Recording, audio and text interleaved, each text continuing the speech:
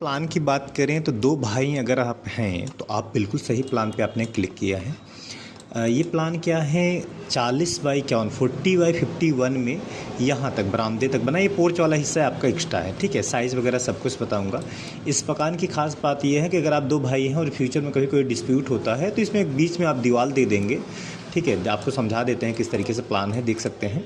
यहाँ जैसे main gate से आप एंट्री करेंगे तो सीढ़ी यहीं पे कॉमन एरिया में आपका इस तरीके से दे दिया गया है, देख सकते हैं। इस तरीके से सीढ़ी इसके नीचे हो जाएगा।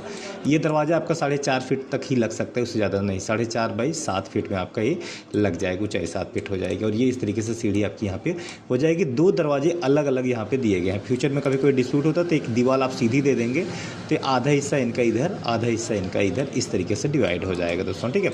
तो आपको समझा देते हैं। इसमें आपका टोटल 3 बेडरूम, किचन, बाथरूम एक भाई के हिस्से में, 3 बेडरूम, किचन, बाथरूम दूसरे भाई के हिस्से में, सीढ़ी कॉमन, बरामदा, पोर्च, इस तरीके से बहुत अच्छे तरीके से यहाँ पे देखने को मिलेगा। सामने से देखने में तो प्लान आपको एक दिखेगा, अंदर जाके आपके 2 पार्ट हो जाएंगे। तो ये इस तरीके से पूरा प्लान है। कोई नक्शा बनाना है तो आप हमसे कॉन्टेक्ट कर सकते हैं, नंबर स्क्रीन पर आपको शो हो रहा होगा। चलिए प्लान को समझा देते हैं। कॉलम आप देखिए यहाँ पे जो भी सिंगल कॉलम है, मैं 10/10 के यहाँ पे कॉलम रखा है। अगर आप एक मंजिल का कॉलम मतलब मकान बनाते हैं तो उस सिचुएशन में आपको 10/10 का यहाँ पे कॉलम रखना होगा दोस्तों, ठीक है। तो ये आप देख लीजिए, इस तरीके से आपका ये सारे कॉलम्स यहाँ पे हो जाएंगे। इसका थोड़ा मैं टेक्सचर यहाँ पे रेड कलर में हाईलाइट कर देता हूँ ताकि थोड़ा सा चीज़ें आपको क्लियर रहे कि हाँ ये आपके कॉलम्स हो जाएंगे। तो आप देख लीजिए, इस तरीके से आपको ये सारे कॉलम्स यहाँ पे मिल जाएंगे। और इसका साइज़ वगैरह, डिटेल वगैरह सब कुछ मैं बताऊँगा, कैसे रूम का साइज़ है, क्या डायमेंशन है, सब चीज़ है। तो पूरा वीडियो आप प्लीज़ अंत तक देखें, तभी आपको सारा चीज़ समझ में आएगा दोस्तों। अन्यथा थोड़ा सा मुश्किल होगा, इसलिए प्लीज़ पूरा वीडियो अंत तक देखें, तभी आपको सारी चीज़ें समझ में आएंगी दोस्तों। फिलहाल के लिए आपको यहाँ पे पूरा समझा देते हैं। इस तरीके से आपके कॉलम्स यहाँ पे हो जाएंगे रेडी, ठीक है। नंबर ऑफ कॉलम वगैरह यहाँ पे कितने हैं, किस तरीके से, यहाँ पे आपको इस तरीके से टोटल ये मिल जाएगा यहाँ पे इस तरीके से कॉलम, ठीक है। तो ये आपके पीछे वाले कॉलम हो गए। और हाँ, ये बरामदे के कॉलम है, इसकी हाइट थोड़ी हम कम रखेंगे, 8 फीट यहाँ पे रखा जाएगा। तो इसकी हाइट यहाँ पे 8 फीट यहाँ पे रखी गई और बाकी पोर्च का कॉलम इस तरीके से आपका रहेगा, ठीक है। तो आप देख सकते हैं कितने नंबर ऑफ कॉलम हो गए, 4, 4, 8, 4, 12, 4, 16, 4, 20, 4, 24, 2, 26 नंबर ऑफ कॉलम्स, मतलब 26 नंबर ऑफ कॉलम्स यहाँ पे आपके टोटल हो जाएंगे। तो बाहर की दीवार जो है 10 इंची है फॉर सेफ्टी रीजन। बाहर की दीवार 10 इंची रखने का 2 रीज़न है। पहला रीज़न ये है कि कोई तोड़ करके मकान में घुसे ना, और दूसरा जैसे मकान दीवार वगैरह आप बनाते हैं तो उसमें विंडो रखने पे आपकी दीवार में क्रैक वगैरह डेवलप होता है, तो उसको ओवरकम करने के लिए, उसको मिनिमाइज़ करने के लिए यहाँ पे 10 इंची की दीवार बाहर साइड की रखी जाती है। तो आपको आई थिंक समझ में आ गया होगा कि किस तरीके से क्या चीज़ कैसे मैनेज करना है। तो आप देख लीजिए, बाहर की दीवार 10 इंची यहाँ पे आपकी सारी रेडी हो जाएंगी। और अंदर की जो भी दीवार है आपकी 5 इंची, अंदर की दीवार में ऐसे कोई प्रॉब्लम तो आएगा नहीं। तो अंदर की दीवार आपकी यहाँ पे 5 इंची हो जाएंगी दोस्तों। इस तरीके से आप देख लीजिए, इस तरीके से आपका ये सारा ये वॉल वगैरह आपका कंप्लीट हो जाएगा। तो आप देख लीजिए, इस तरीके से आपके पूरा ही कंप्लीट हो गया। चलिए अब इसका कुर्सी लेवल मतलब प्लिंथ लेवल हम यहाँ पे डिवाइड कर देते हैं।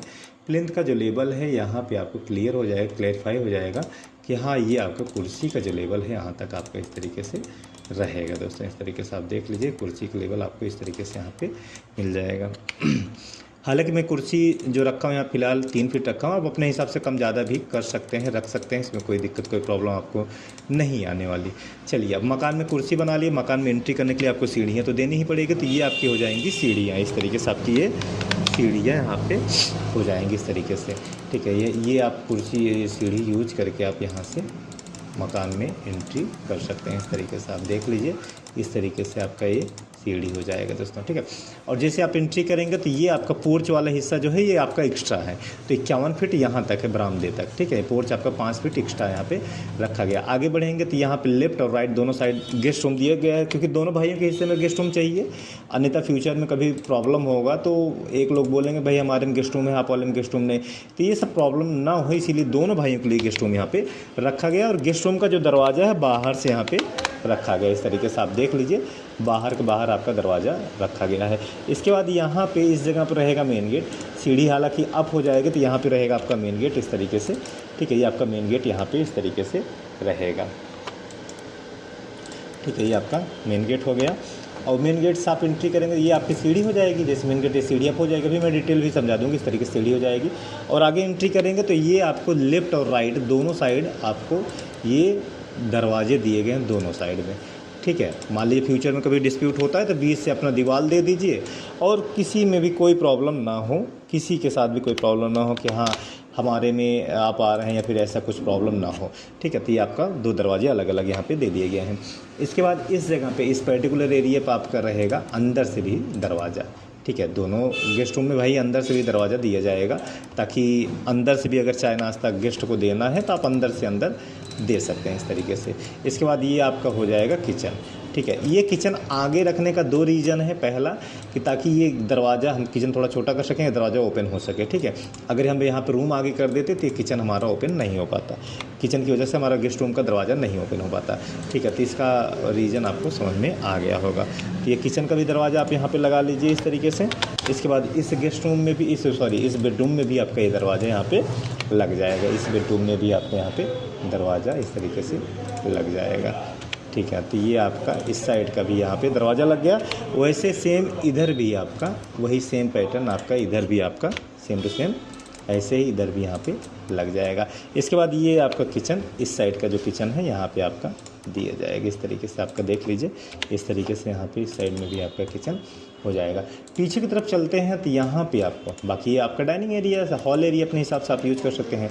और पीछे की तरफ आप चलेंगे तो यहाँ पे आपको 2 बेडरूम मिलते हैं, ठीक है। एक इनके हिस्से में और एक इनके हिस्से में, मतलब 2 बेडरूम यहाँ पे दोनों भाइयों के हिस्से में अलग अलग यहाँ पे दिए गए हैं। पहला बेडरूम है, दूसरा बेडरूम, ठीक है। इसका दरवाज़ा आपका इस तरीके से आमने सामने यहाँ पे लग जाएगा।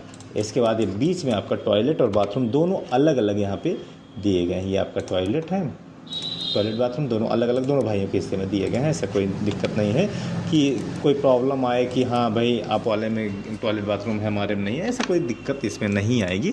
सारी चीज़ें सोच समझ करके प्लानिंग करके 2000 स्क्वायर फीट, लगभग 2040 स्क्वायर फीट में लगभग ये प्लान बनाया गया है दोस्तों।